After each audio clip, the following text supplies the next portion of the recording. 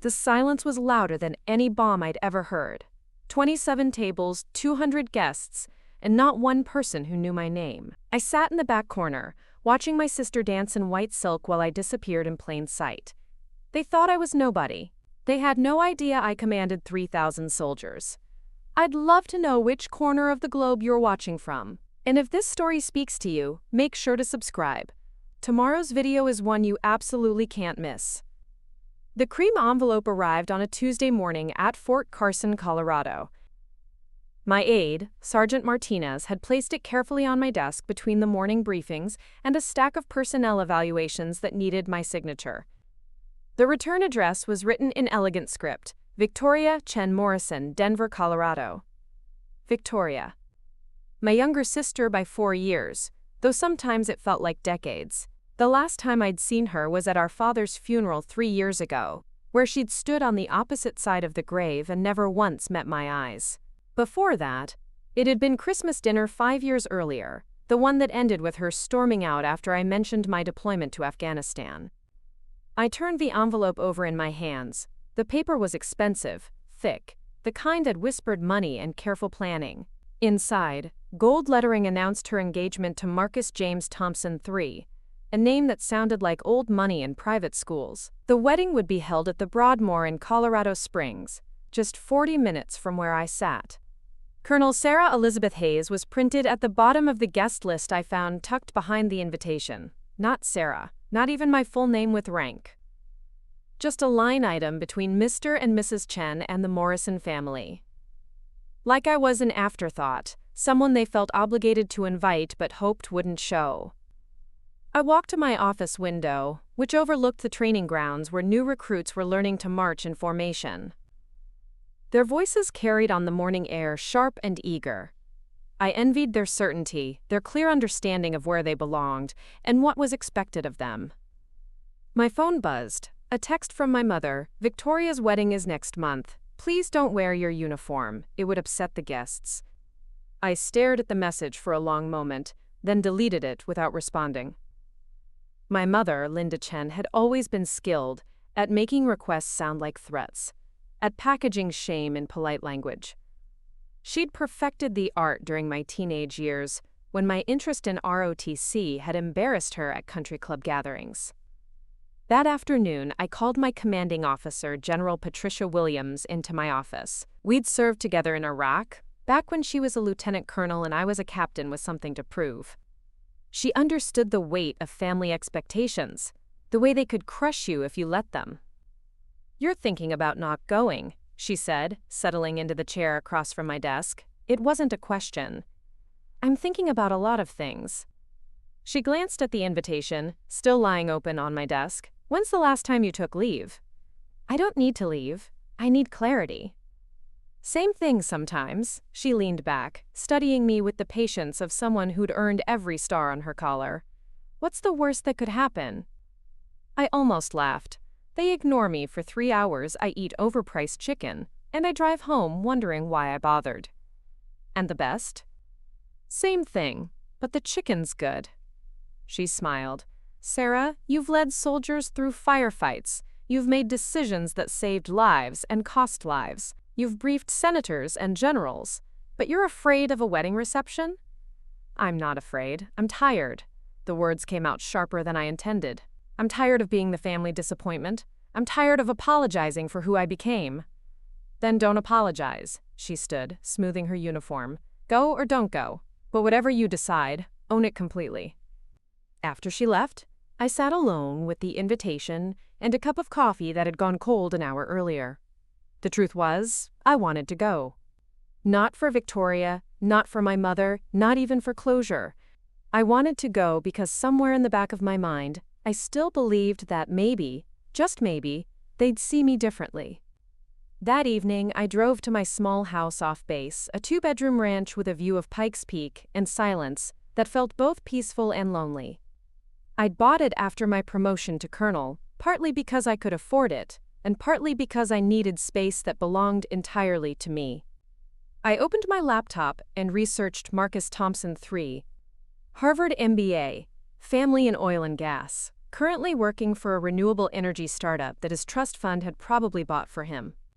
His LinkedIn photo showed a man with kind eyes and an expensive smile, the sort of person who'd never had to fight for anything but might appreciate those who did. I found their engagement announcement in the Denver Post. Victoria looked radiant in the photo, her dark hair swept up, her smile genuine. The article mentioned her work as a pediatric nurse, her volunteer work with children's charities, her love of hiking and photography. It painted the picture of a woman I recognized but hadn't known in years. The article said nothing about family, nothing about a sister in the military, nothing about anyone named Hayes.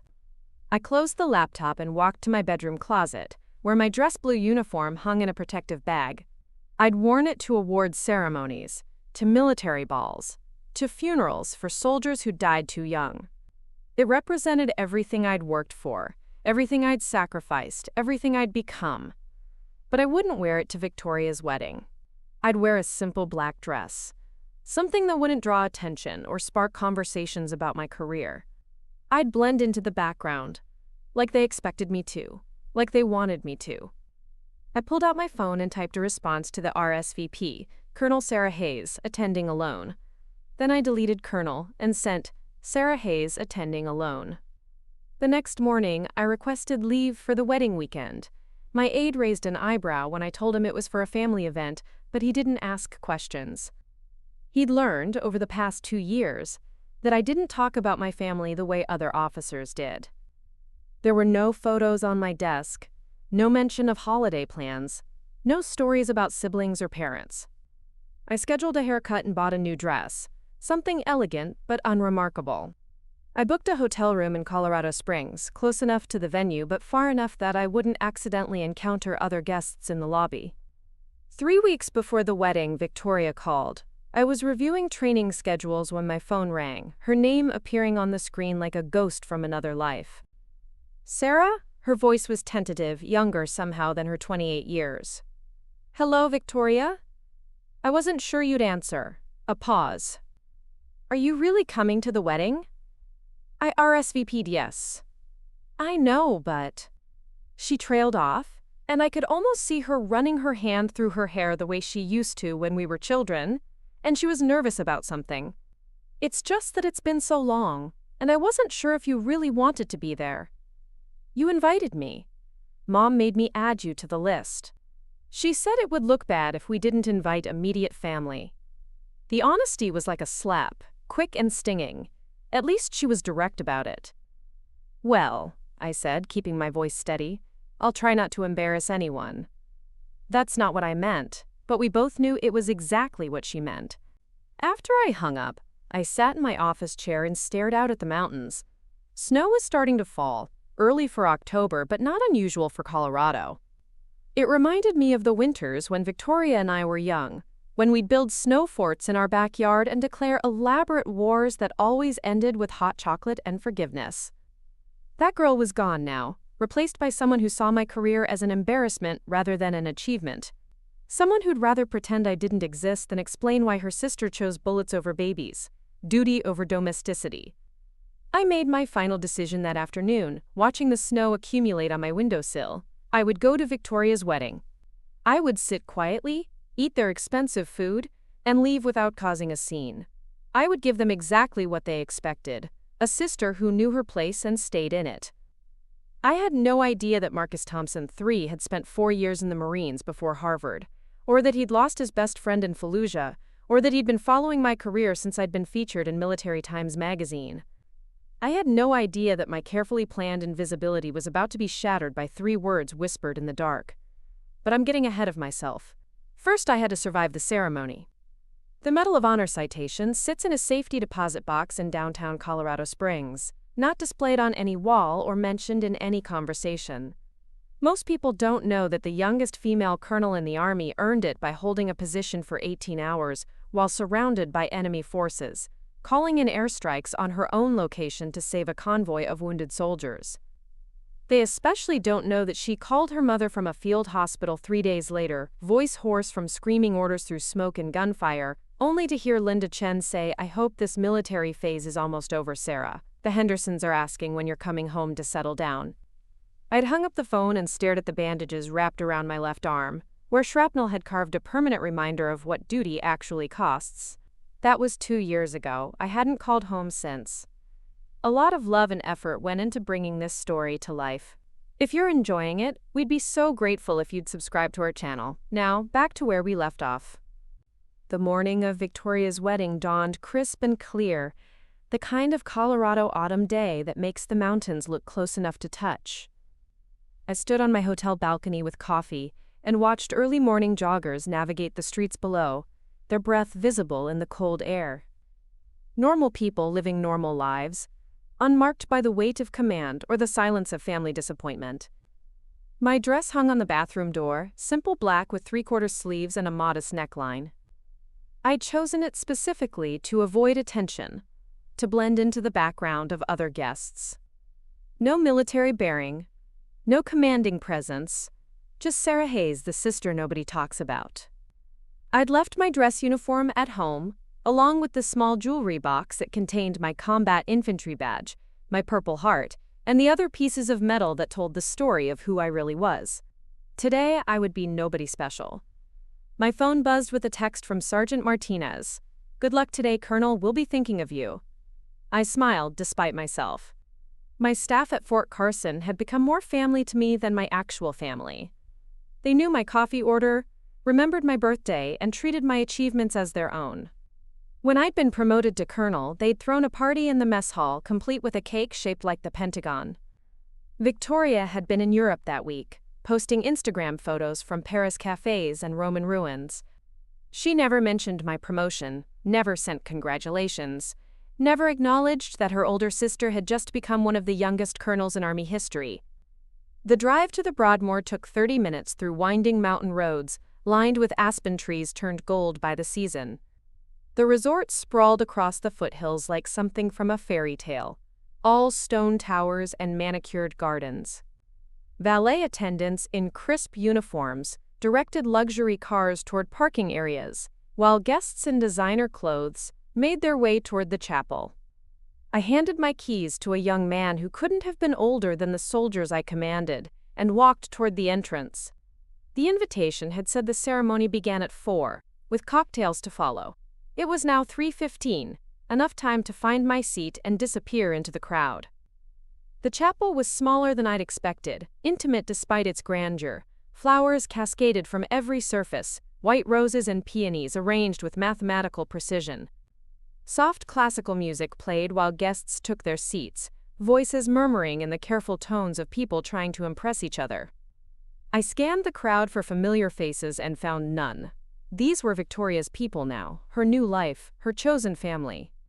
Nurses from the hospital where she worked, college friends I'd never met, Marcus's family with their old money, confidence and easy laughter.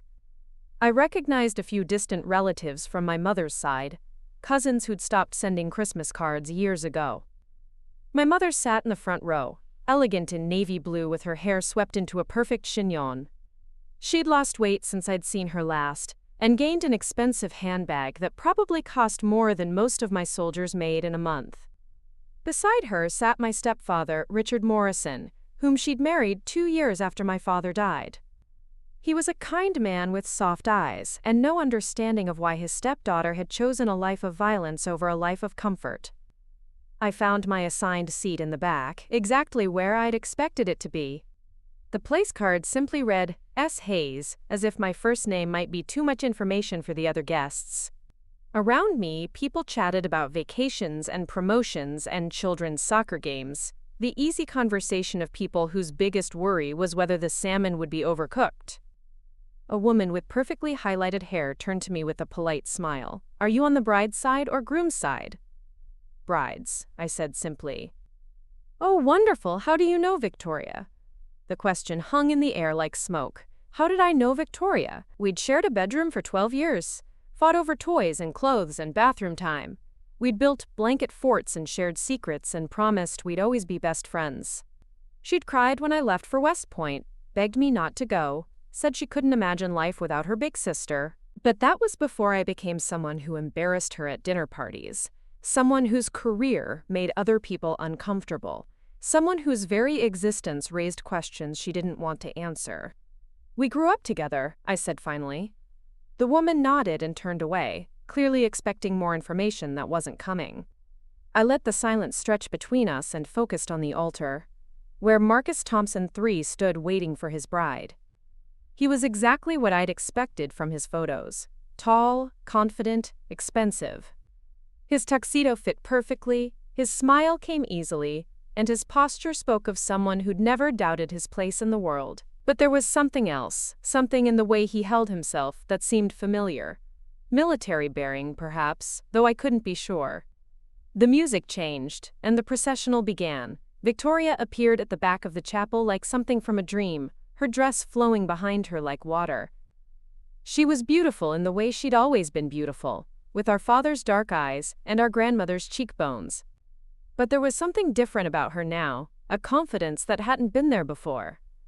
She walked down the aisle on Richard's arm, smiling at guests on both sides. When her eyes found me in the back, she paused for just a moment, her smile flickering like a candle in wind. Then she looked away and continued toward the altar, toward her new life, toward everything I would never be part of. The ceremony was brief and traditional. They exchanged vows they'd written themselves, promising to support each other's dreams and build a life together. Marcus's voice was steady and warm when he spoke about finding someone who challenged him to be better. Victoria cried when she talked about finally feeling complete. I wondered if she'd ever felt complete when we were children, when it was just the two of us against the world. I wondered if she remembered the night I'd held her while she cried about boys who didn't call back, or the time I'd driven 3 hours to bring her soup when she had the flu in college. Probably not. Those memories belonged to a different version of us, before I became someone she needed to explain or excuse or hide. When the priest pronounced them husband and wife, the chapel erupted in applause. I clapped politely while Marcus kissed Victoria, and they turned to face their guests as a married couple. They walked back down the aisle together, her hand in his, both of them glowing with happiness. I stayed in my seat while other guests filed out for cocktails, watching the empty altar and thinking about all the celebrations I'd missed, all the moments that had happened without me. Victoria's college graduation, her nursing school pinning ceremony, her engagement party. I'd been invited to none of them. Finally, I stood and made my way toward the reception, ready to fulfill my obligation as the sister nobody wanted but everyone expected. I had no idea that Marcus Thompson III had been watching me during the entire ceremony, or that he'd recognized something in my bearing that reminded him of the best officer he'd ever served under in Fallujah. The night was about to take a turn none of us had planned. The cocktail hour unfolded like a carefully choreographed dance, one where I hadn't been given the steps. Guests flowed from the chapel to the terrace, where servers in black uniforms circulated with champagne and appetizers that probably cost more per bite than my soldiers spent on lunch. I accepted a glass of sparkling water from a passing waiter and positioned myself near a pillar decorated with white orchids, close enough to observe but far enough to avoid conversation. The October air carried the scent of pine and the distant sound of a string quartet playing something elegant and forgettable. Victoria and Marcus moved through the crowd like celebrities, accepting congratulations and posing for photos with various family groups. Professional photographers followed them with the dedication of war correspondents, capturing every smile, every laugh, every moment of orchestrated joy. I watched my mother work the room with practiced efficiency, introducing Marcus to relatives and family friends, each conversation a small performance designed to reinforce her version of our family story. The successful pediatric nurse daughter, the charming new son-in-law with his Harvard pedigree, the perfect wedding at the perfect venue.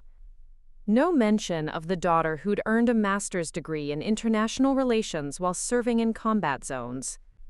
No stories about Bronze Stars or commendations for valor. I was the family's classified information, important enough to merit security clearance but too dangerous to discuss at dinner parties. A group of Victoria's nursing colleagues had gathered near the bar, their laughter bright and genuine as they shared stories from the hospital. I recognized the easy camaraderie of people who'd worked together through difficult times, who understood each other's professional challenges and celebrated each other's victories. It reminded me of my own staff meetings, where Sergeant Martinez would update me on training schedules, while Captain Rodriguez shared intelligence reports over coffee that had been brewing too long. Those moments of connection, of shared purpose, were what had sustained me through the loneliness of command. Here, I had no shared purpose with anyone. Sarah? The voice belonged to my Aunt Helen, my mother's younger sister, who approached with the cautious smile of someone navigating a potential minefield. I almost didn't recognize you. You look so different without. She gestured vaguely at my clothes, searching for a diplomatic way to say without your uniform, or without looking like a soldier, or without reminding us what you actually do for a living. It's good to see you, Aunt Helen. Yes, well, she sipped her champagne and glanced around as if making sure no one was listening. Your mother mentioned you're still overseas a lot. That must be difficult. I'm stationed in Colorado now. Oh, she seemed genuinely surprised, as if my mother had been telling people I was permanently deployed to some unnamed foreign country. Well, that's nice. Closer to home.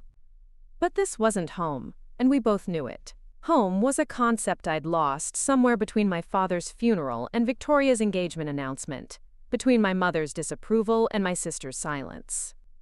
How's the job going? Helen asked, making the kind of small talk people make when they don't really want to know the answer. It's challenging. She nodded as if I'd mentioned working in accounting or real estate, something safely mundane that wouldn't require follow-up questions. I wondered what my mother had told the family about my career, what sanitized version of my life they'd been given to make them comfortable. Before Helen could ask anything else, the string quartet announced that dinner was served.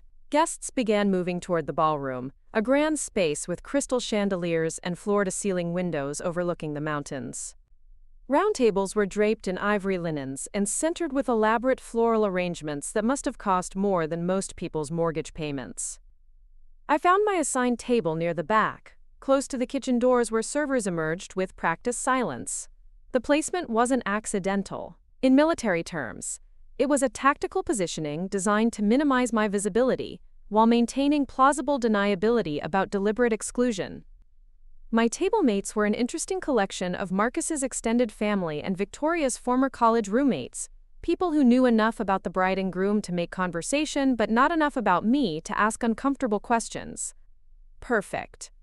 A woman in her 30s with kind eyes and laugh lines introduced herself as Jenny, one of Victoria's nursing supervisors. Victoria talks about you sometimes, she said, settling into the chair beside me. I nearly choked on my water. She does? Oh yes, she's very proud of your military service. She always says her sister is off saving the world while she's just changing bedpans and taking vital signs. The comment hit me like incoming artillery. Victoria had never expressed pride in my career, at least not to me. Every conversation we'd had in recent years had been carefully neutral, avoiding any mention of deployments or promotions, or the parts of my life that mattered most. That's kind of her to say. Jenny leaned closer, lowering her voice. Between you and me, I think she feels guilty about not understanding what you do. She mentioned once that she wishes she knew how to talk to you about your work, but she's afraid of saying the wrong thing. Before I could process this information, the lights dimmed, and a voice announced the arrival of the bride and groom. Victoria and Marcus entered to applause, both of them glowing with happiness as they took their places at the head table. The evening progressed through the standard wedding reception rituals, dinner courses that showcased the chef's creativity, speeches that ranged from heartfelt to mildly embarrassing, and carefully timed photography sessions that captured every angle of matrimonial bliss. I ate in relative silence, listening to conversations about vacation plans and home renovations and children's academic achievements. Normal life concerns that felt foreign after years of briefings about insurgent activity and casualty reports. During the father-daughter dance, I watched Richard Morrison lead Victoria around the floor with gentle precision. He'd entered our family when Victoria was in college, and I was already commissioned, stepping into the role my father had left empty. He'd never tried to replace our dad, just quietly filled the space with kindness and stability. Victoria had embraced him immediately, grateful for his presence during a time when she was rebuilding her relationship with our mother and learning to navigate life without our father's guidance. I'd been deployed during their wedding, unable to attend even if I'd been invited. Watching them dance, I realized that Richard had probably walked Victoria down more aisles than our father ever would have. He'd been there for her college graduation, her nursing school pinning ceremony, probably every milestone I'd missed while serving my country. The thought should have made me angry, but instead it made me sad. Sad for the relationship I'd never built with my stepfather. Sad for the moments I'd chosen duty over family. Sad for the distance that had grown between all of us. Like ivy, covering a wall until you can't see what's underneath anymore. When the dancing began in earnest, I excused myself from the table and stepped onto the terrace for air. The night was clear and cold, stars visible despite the resort's lighting. Below us, Colorado Springs spread out like a circuit board, orderly and illuminated. I'd been standing there for perhaps 10 minutes when I heard footsteps behind me. I turned, expecting to see another guest escaping the noise, but instead found Marcus Thompson approaching with 2 glasses of champagne. "I thought you might need this," he said, offering me one of the glasses. "Thank you, but I don't really drink." "Neither do I, much, but sometimes the gesture matters more than the content." He moved to stand beside me at the railing, both of us looking out at the city below. For a moment, neither of us spoke. Then he said very quietly, "Fallujah, 2019, 2nd Marine Division." I turned to look at him, really look at him, and saw past the expensive tuxedo an easy smile to the man underneath. The way he held his shoulders, the slight scar above his left eyebrow, the careful way he scanned our surroundings, even in this safe, civilized place. "You served." 4 years. Got out, went to business school, tried to convince myself I was done with all that. He paused. "But you never really leave it behind, do you?" "No. You don't." We stood in comfortable silence for a moment, 2 veterans who understood something the other guests never would. The weight of responsibility, the cost of command, the way civilian life could feel simultaneously precious and pointless after you'd seen what duty actually requires. "Victoria doesn't talk about you much," he said finally, "but when she does, there's something in her voice. Pride, maybe, or regret." "Regret?" "That she never learned how to be proud of you out loud." Before I could respond, the terrace doors opened and Victoria appeared, her dress rustling against the stone floor as she approached. She looked between Marcus and me with an expression I couldn't read, surprise mixed with something that might have been concern. "There you are," she said to Marcus. "People are asking where the groom disappeared to." "Just getting some air." He handed me his untouched champagne glass. "I should get back to our guests." As he moved toward the doors, he paused and looked back at me. "It was an honor to meet you," he said, his voice carrying weight that Victoria couldn't possibly understand. Then he was gone, leaving Victoria and me alone on the terrace with the mountain air and 28 years of unspoken words between us. The real conversation was about to begin.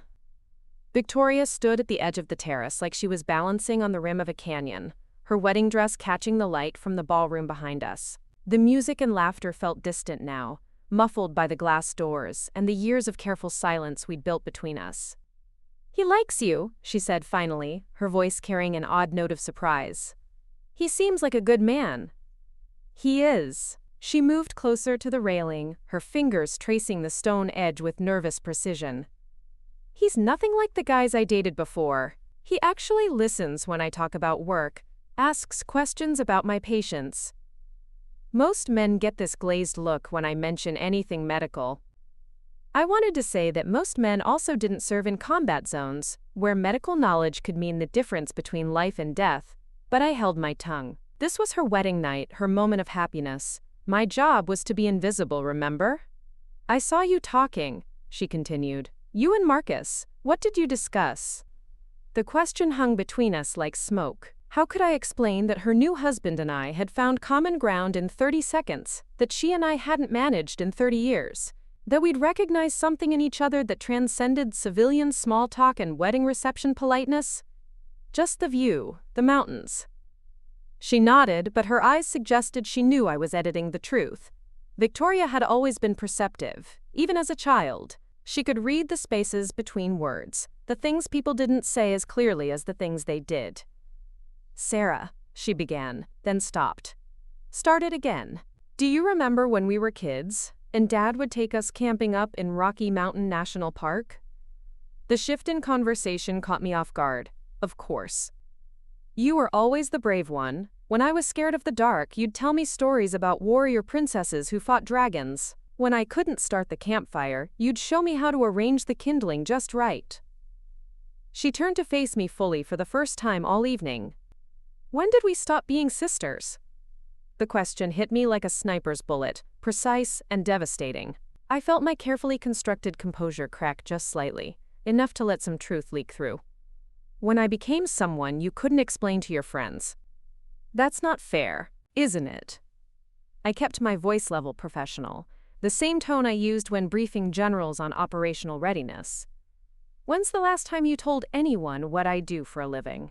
When's the last time you mentioned having a sister in the military? She looked down at her hands, her wedding ring catching the light.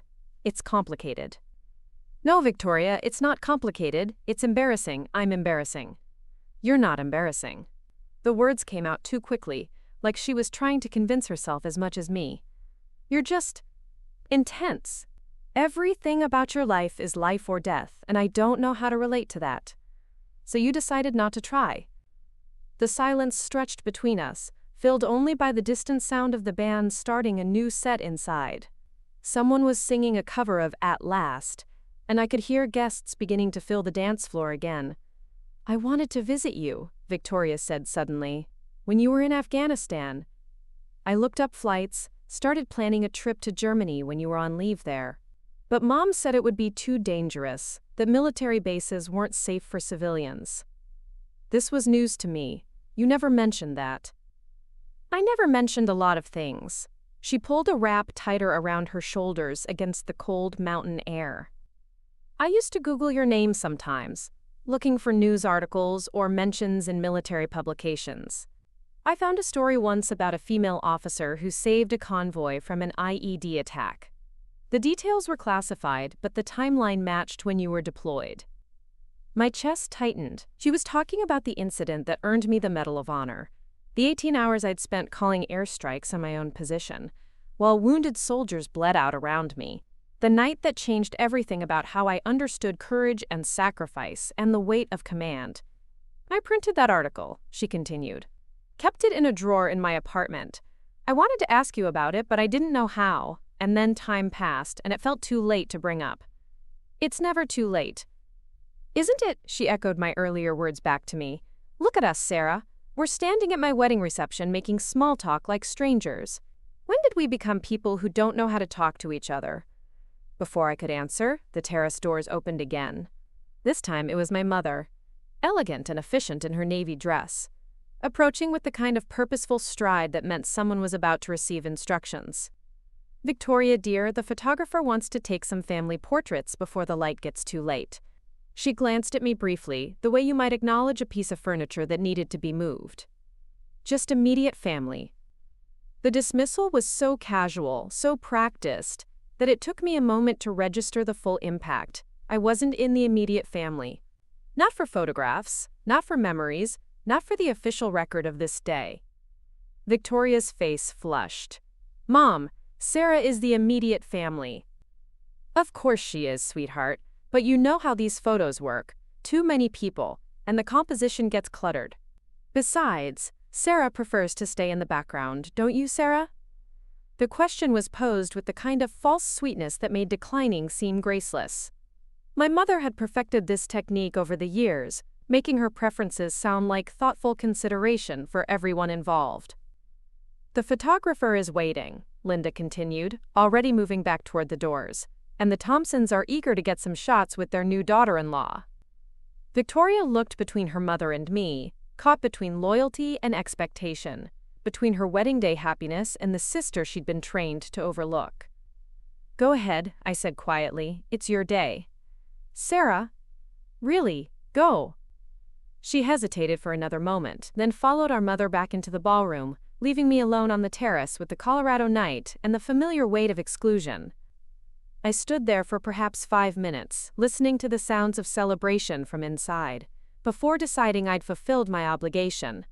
I'd attended the ceremony, made an appearance at the reception, demonstrated that family loyalty meant showing up even when you weren't wanted. I walked back through the ballroom, Past tables of guests deep in conversation and laughter, past the dance floor where couples swayed to romantic music, past the bar where Marcus's college friends were telling stories that grew louder with each round of drinks. No one noticed me leaving, no one called my name, or asked where I was going. I was as invisible departing as I'd been invisible all evening. But as I reached the exit, I heard my name spoken in a voice I didn't recognize. Not called out, but mentioned in conversation. I paused behind a column decorated with white roses and listened. Colonel Hayes? Yeah, she's here somewhere. Victoria's sister. The military one? I heard she's pretty high up. Higher than you think. My cousin works at Peterson Air Force Base, says she's got some serious credentials. Combat veteran, multiple decorations, word is she saved a whole unit in Afghanistan. No kidding? She seems so quiet. The dangerous ones usually are. I continued toward the exit, processing this unexpected conversation. Someone knew who I was. Someone had done their homework. Connected the dots between the woman in the simple black dress and the colonel who'd been featured in military publications. As I waited for the valet to bring my car, I realized that my anonymity might be more fragile than I'd assumed. And somewhere inside that ballroom, Marcus Thompson III was probably thinking the same thing. The night was far from over, even though I thought I was leaving it behind. 20 minutes later, as I sat in my hotel room changing out of my dress, my phone buzzed with a text from an unknown number. This is Marcus. Can we talk? There's something you should know. I stared at the message for a long moment, then typed back, about what? His response came immediately, about tomorrow's newspaper, and what happens when people find out who you really are. My phone rang before I could respond. When I answered, Marcus's voice was urgent but controlled. Colonel Hayes? I think we have a problem. The formal address sent a chill down my spine. What kind of problem? The kind that involves a reporter from the Denver Post who was at the reception tonight. He recognized you from a military magazine feature. He's been asking questions. I closed my eyes, feeling the careful walls I'd built around my privacy beginning to crumble. What kind of questions? The kind that suggest tomorrow's society page is going to be a lot more interesting than Victoria bargained for. Outside my hotel window, Colorado Springs stretched out in orderly lights, calm and peaceful. But I could feel a storm building, one that would change everything about how my family saw me, whether they wanted to or not. The wedding reception was still going on without me, but somehow, I was about to become the main story anyway. Marcus arrived at my hotel 20 minutes later, still wearing his tuxedo but with his bow tie undone and hanging loose around his neck. He looked like a man who just realized his carefully planned evening was about to explode in directions he couldn't control. I met him in the lobby, having changed into jeans and a sweater that felt more like armor than the dress I'd worn to blend into his wedding reception. The hotel bar was nearly empty, just a few business travelers nursing nightcaps and checking their phones. Tell me about this reporter, I said without preamble, as we took a corner table away from other guests. Marcus ran a hand through his hair, destroying what remained of his wedding-perfect styling. James Mitchell from the Denver Post. He covers society events, but he used to be a military correspondent. He was at our table during dinner, kept asking questions about Victoria's family. What kind of questions? Innocent stuff at first, where you went to school, what you do for work. But then he started getting specific.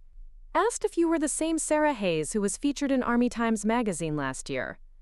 My stomach dropped. The Army Times article had been part of a series on young female commanders, complete with photographs and detailed descriptions of combat service. It had won me recognition within military circles, and apparently made me memorable to journalists who covered defense issues. Did you confirm it? I deflected. Told him it was Victoria's Day, not the time for talking about extended family careers. Marcus leaned forward, his voice dropping to the careful tone of someone accustomed to operational security. But he didn't stop asking. During the cake cutting, he approached your mother, asked her directly if her daughter was Colonel Sarah Hayes. What did she say? She told him there must be some mistake, said you work in logistics for a private company, nothing military about it. Marcus shook his head. But Mitchell's not stupid.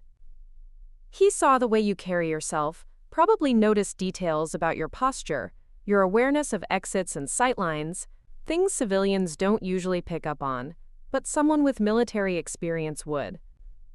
I thought about the way I'd automatically scanned the reception venue when I arrived, noting security cameras and emergency exits, the habit of situational awareness that never fully shuts off. Marcus was right. To a trained eye, I might as well have been wearing a sign that said active duty officer. There's more, Marcus continued. After you left, Mitchell started talking to some of the other guests.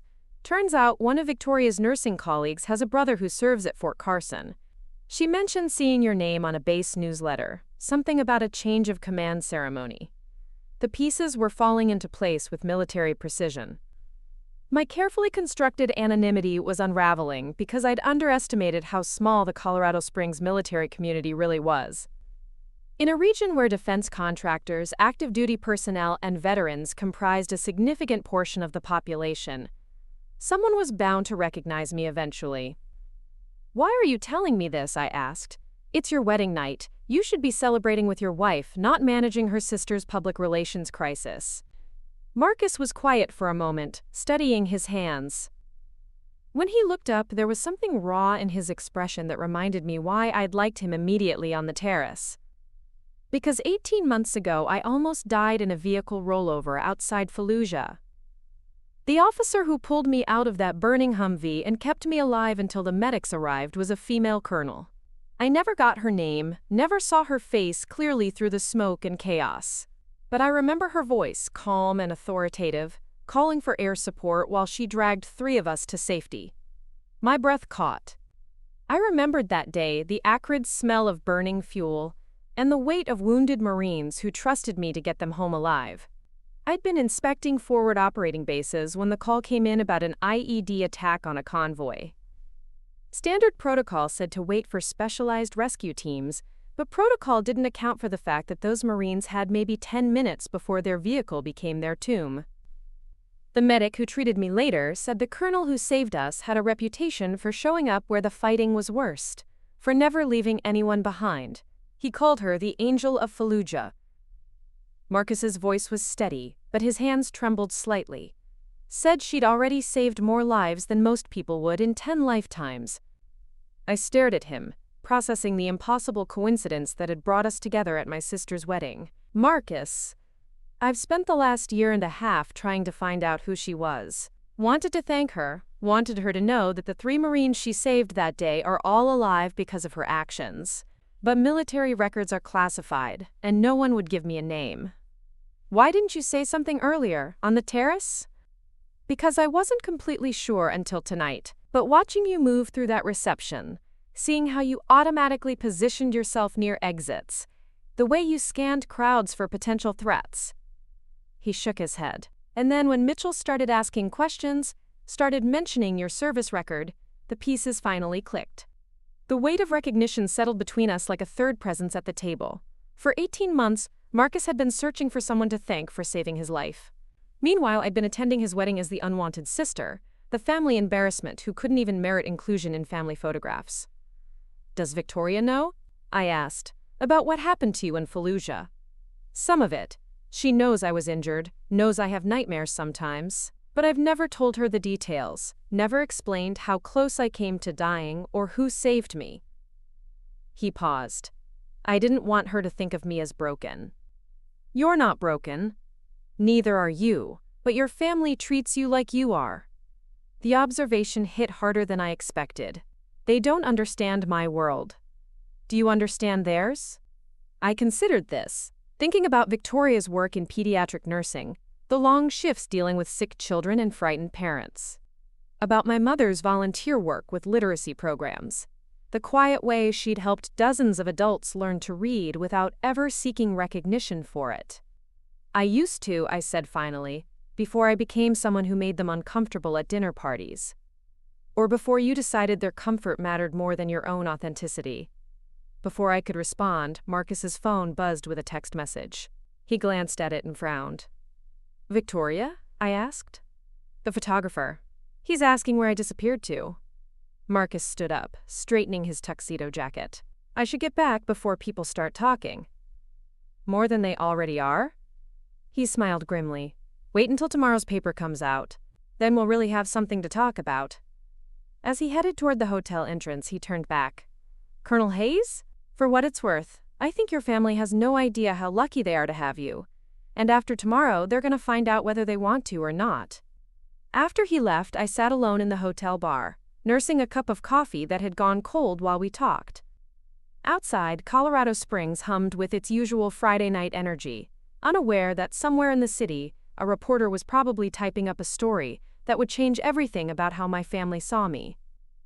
I thought about calling Victoria, warning her about what was coming. But what would I say? That the sister she'd spent years downplaying was about to become front-page news?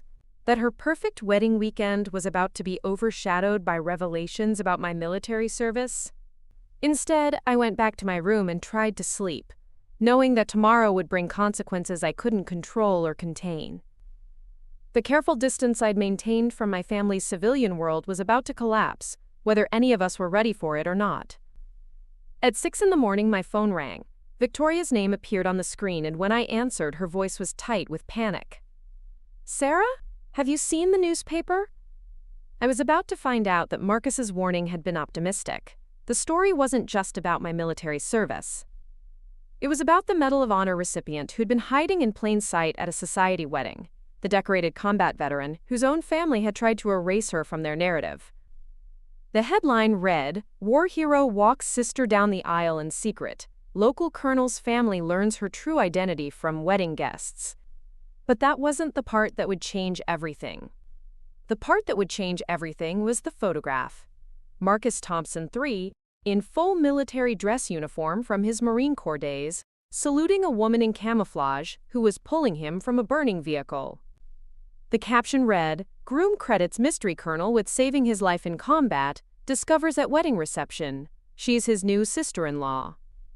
The secret was out, and there was no putting it back.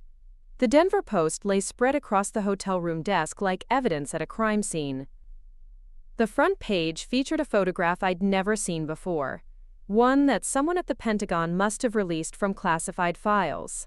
Marcus in his Marine dress blues, young and clean-shaven, receiving a commendation from a female colonel whose face was partially obscured by shadows.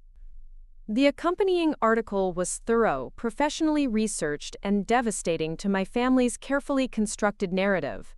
James Mitchell had done his homework with the precision of a military intelligence analyst. Colonel Sarah Elizabeth Hayes, 34, is among the youngest female officers to achieve her rank in modern Army history. A graduate of West Point with advanced degrees in international relations and strategic studies, Hayes has served multiple combat deployments in Afghanistan and Iraq, earning numerous decorations, including the Bronze Star, Purple Heart, and Combat Infantry Badge. I stopped reading when I reached the paragraph about the Medal of Honor. Mitchell had somehow obtained details that were supposed to remain classified, information about the 18 hours I'd spent under enemy fire, calling in airstrikes on my own position to protect wounded soldiers. My phone hadn't stopped ringing since Victoria's 6 a.m. call. Reporters from 3 television stations, 2 newspapers, and a military magazine had somehow obtained my number. My commanding officer, General Williams, had left a voicemail suggesting I return to base immediately for a media strategy session. But first, I had to face my family. I arrived at my mother's house in Denver at 9:30, driving through a neighborhood I'd once known by heart but now felt like visiting a museum of my former life. The Tudor-style house with its perfectly manicured lawn looked smaller than I remembered, less imposing, as if seeing my name in newspaper headlines had somehow reduced its power over me. Victoria's car was already in the driveway, along with Richard's BMW, and a vehicle I didn't recognize. Through the living room window, I could see figures moving around in what appeared to be animated conversation. I rang the doorbell instead of using my key, a small act of rebellion that acknowledged I was no longer sure of my welcome here. Richard answered, his kind face creased with worry and something that might have been pride. "Sarah," he stepped aside to let me enter. "We've been waiting for you." The living room held an awkward collection of people I hadn't expected to see. Victoria sat on the couch, still wearing sweatpants and an oversized t-shirt. her hair pulled back in a messy ponytail that made her look 19 instead of 28. Marcus was beside her, now in civilian clothes but carrying himself with the alert posture of someone prepared for battle. My mother stood by the fireplace, holding the newspaper like it contained evidence of a crime she couldn't quite believe had been committed. And in the wingback chair that had been my father's favorite, sat a man I didn't immediately recognize. "Sarah," my mother said, her voice carefully controlled, "this is Colonel James Patterson, retired. He worked with your father years ago." Patterson stood and extended his hand with military precision. "Colonel Hayes, I've been following your career for some time. Your father would have been extraordinarily proud." The comment hit me like unexpected friendly fire. My father had died before my first deployment, before most of my achievements, before I'd proven myself worthy of his military legacy. "I'm not sure about that," I said. "I am," Patterson gestured toward the newspaper. "David Hayes served 2 tours in Vietnam, came home to a country that didn't understand what he'd sacrificed. He spent years trying to bridge the gap between military and civilian life. You've done something he never could. You've served with distinction while maintaining your integrity in both worlds." "I haven't maintained anything," I said, looking around the room at faces that reflected various degrees of confusion, guilt, and recalculation. "I've been living 2 separate lives because I thought that's what everyone wanted." Victoria spoke for the first time since I'd arrived. We read the article, all of it. Her voice was small, younger than her years. "It said you saved Marcus's life." "I did my job." "Your job was saving Marines in Fallujah?" my mother asked, and for the first time I could remember there was no judgment in her voice, just genuine confusion. "My job is leading soldiers. Sometimes that means going where the fighting is worst." Marcus leaned forward, his hands clasped tightly together. The article didn't mention the details. "How you crawled across 50 yards of open ground under sniper fire. How you stayed with us for 2 hours, calling in air support while bleeding from shrapnel wounds. Marcus, don't. How you refused evacuation until all 3 of us were stabilized and airlifted out." His voice grew stronger, more insistent. "How the medics said later that without your first aid training, at least 2 of us would have died before the rescue teams arrived." The room fell silent except for the tick of my mother's antique grandfather clock. Victoria was staring at me with an expression I couldn't read, something between awe and grief. "Why didn't you tell us?" she asked finally. "Tell you what? That I do the job I trained for? That sometimes people get hurt and sometimes they don't." I moved to the window, looking out at the street where I'd learned to ride a bike, and fought with neighborhood kids, and dreamed of being anywhere but small-town ordinary. "You could have died," Victoria said. "People die in car accidents. People die from cancer. People die because they choke on dinner." I turned back to face her. "I could die tomorrow in a training exercise at Fort Carson. The difference is, when I risk my life, it's to save other people's lives." "But you never told us you were in danger. Would it have changed anything? Would you have suddenly been proud to have a sister in the military? Would Mom have stopped introducing me as someone who works in logistics?" I looked at my mother, who had the grace to appear uncomfortable. "Would any of you have treated me differently if you'd known?" The silence stretched until Richard cleared his throat. "I think," he said carefully, "we've all made assumptions about each other that turned out to be wrong." "What assumptions?" I asked. Victoria stood up, pacing to the bookshelf where my father's military commendations were displayed in a glass case I'd never been allowed to touch. "I assumed you joined the army to get away from us, to prove you were better than civilian life. I joined because I wanted to serve my country, like Dad did." "I know that now." She turned to face me, tears starting to form in her eyes. "But I was 18 when you left for West Point, and I felt abandoned. Everyone always compared us. Sarah's so brave, Sarah's so disciplined, Sarah's going to change the world, and I was just ordinary. You save children's lives every day. In a hospital, with backup and medical equipment and protocols." She wiped her eyes with the back of her hand. "You save people in war zones." My mother finally spoke, her voice barely above a whisper. "I was afraid." We all looked at her. "I was afraid that if I acknowledged what you were doing, if I talked about your deployments and your missions, I'd have to face the possibility that you might not come home." She set the newspaper down on the coffee table with shaking hands. Your father came back from Vietnam different, quieter. Sometimes he'd wake up in the middle of the night, and I could tell he was somewhere else, somewhere I could never reach him. So you decided to pretend I wasn't really gone. I decided to pretend you were safe. She looked up at me with red-rimmed eyes. If you were just working in logistics, just doing paperwork somewhere secure, then I didn't have to worry about losing another person I loved to war. The admission hung in the air like smoke from a battlefield. Colonel Patterson cleared his throat and stood. I should leave you all to talk privately, he said. But before I go, Sarah, I want you to know that there are a lot of people in this community who've known who you are for some time. Veterans, active duty personnel, families who understand what service means. You're not as invisible as you think. After he left, the four of us sat in the living room that had been the backdrop for countless family arguments and holiday celebrations, trying to figure out how to be related to each other now that all the secrets were exposed. The reporter is going to want follow-up interviews, Marcus said finally. This story is going to get bigger before it gets smaller. I can handle reporters. Can we? Victoria asked. Can our family handle being known as the people who didn't appreciate a war hero? I'm not a war hero. I'm a soldier who did her job. The Medal of Honor recipients might disagree with that assessment, Marcus said quietly. I stared at him. How did you? It's in the military database. Cross-referenced with the Fallujah incident reports. He met my eyes. You didn't just save my life, Sarah, you saved a lot of lives. And the only reason it's not public knowledge is because you specifically requested that the ceremony be private. Because I don't do this job for recognition. Maybe it's time you accepted some anyway, my mother said, surprising all of us. Maybe it's time we all stopped hiding from who we really are. 3 hours later, we were still talking. Not the careful, surface conversation we'd perfected over years of family gatherings, but real discussion about fear and pride and the different ways people serve their communities. Victoria told me about the night shifts when she held dying children while their parents fell apart.